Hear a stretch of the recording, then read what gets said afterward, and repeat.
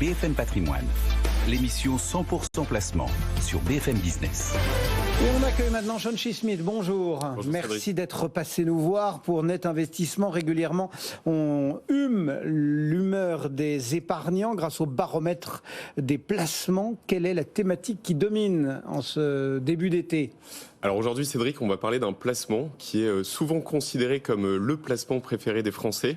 40% de nos concitoyens en possèdent au moins une, et je dois dire que ça fait un petit moment qu'on n'en a pas parlé ensemble. Alors autant de bonnes raisons pour consacrer cet épisode du baromètre des placements à l'assurance vie. Eh bien, allons-y. Quelques chiffres clés sur ce fameux placement.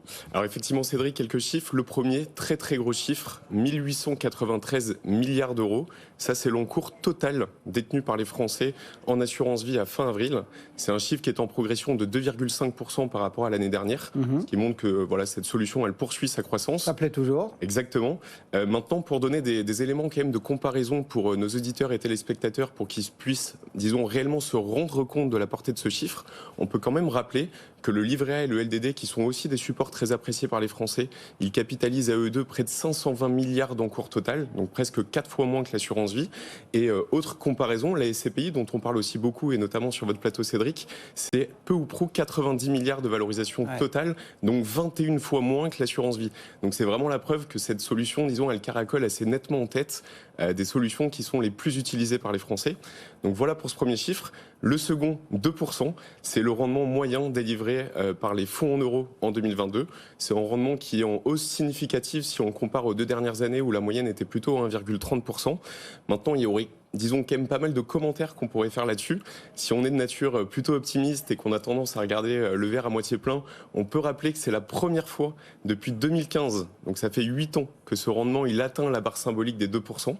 Donc plutôt une bonne chose et une bonne nouvelle pour les épargnants. Maintenant, si on a un regard un petit peu plus pragmatique et qu'on raisonne en taux réel, donc en net d'inflation, en retranchant l'inflation qui, pour rappel, était de 5,2% en France l'année dernière, eh bien ce taux, Cédric, il tombe à moins 3,2%. Donc l'analyse, évidemment, n'est pas du tout la même. Et enfin, dernier chiffre, 40%, c'est le pourcentage des versements effectués par les Français en assurance vie qui se sont portés en 2022 sur les unités de compte. Donc ça, c'est un chiffre qui a été en progression constante depuis près d'une dizaine d'années, alimenté jusqu'ici, il faut le dire, par les baisses de rendement successives des fonds en euros, qui ont poussé les investisseurs à tenter de trouver des alternatives un petit peu plus rentables. Maintenant, on l'a précisé avec le chiffre juste avant, le fonds en euros et son rendement, il retrouve une certaine... Exactement. Il repart à la hausse, donc il sera très intéressant quand même d'observer l'évolution de ce chiffre au cours des prochains mois et des prochaines années, afin de déterminer si cette tendance de fond, elle va se poursuivre ou si elle va s'infirmer. Quels sont les mots-clés qu'on trouve ? J'imagine fonds euros, UC, assurance vie, Oui, alors exactement, Cédric. Effectivement, autre indicateur, donc les mots-clés. Pour rappel, on regarde quels sont les mots du moment, les mots qui sont les plus tapés, les plus consultés autour de cette thématique de l'assurance vie. Disons que dans un premier temps, on va effectivement retrouver les termes qui sont les plus usuels autour de cette thématique, avec, vous l'avez évidemment dit, assurance vie, fonds en euros, unité de compte. On va aussi retrouver des noms de grands distributeurs de contrats d'assurance vie comme Primonial, comme Norcia. On va aussi retrouver en bonne place sur ce nuage de mots le terme ETF. Donc les ETF sont des supports de gestion passive qui ont vocation à répliquer au plus juste la performance de certains indices boursiers. Donc ce sont des supports qui sont plutôt, disons, appréciés par les investisseurs. Maintenant, jusque-là, dans cette première lecture, il n'y a pas beaucoup de surprises, puisque ces termes-là, on est assez habitué à les retrouver. Maintenant, outre ces incontournables, il y a une double tendance de fond qui est assez intéressante à observer. La première, c'est, pour le coup, c'est une nouveauté, et c'est la résurgence des fonds obligataires qui figurent pour la première fois, Cédric, depuis très longtemps, en bonne place sur ce nuage de mots. Pas si étonnant au vu du contexte actuel et de la hausse des taux d'intérêt qui remet, disons, cette classe d'actifs un petit peu sur le devant de la scène. Et la seconde, cette fois-ci, ça n'est pas une nouveauté, mais plutôt une confirmation.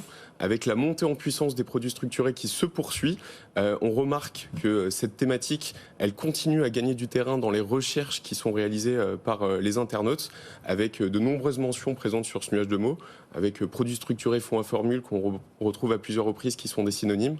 On retrouve aussi des noms directement de structureurs de solutions, comme Equiteam, comme DS Investment Solutions. Donc voilà, en rapide synthèse, Cédric, ce que nous apporte la lecture et l'analyse de ces mots-clés. Et juste pour terminer, Chauncey, qu'est-ce qu'ils en disent, nos internautes ? Ils restent fans de l'assurance vie? Oui, alors les avis, ils restent très favorables. 89% des avis recensés par le baromètre sont positifs à l'égard de cette thématique. À l'inverse, seulement 11% d'avis plutôt défavorables.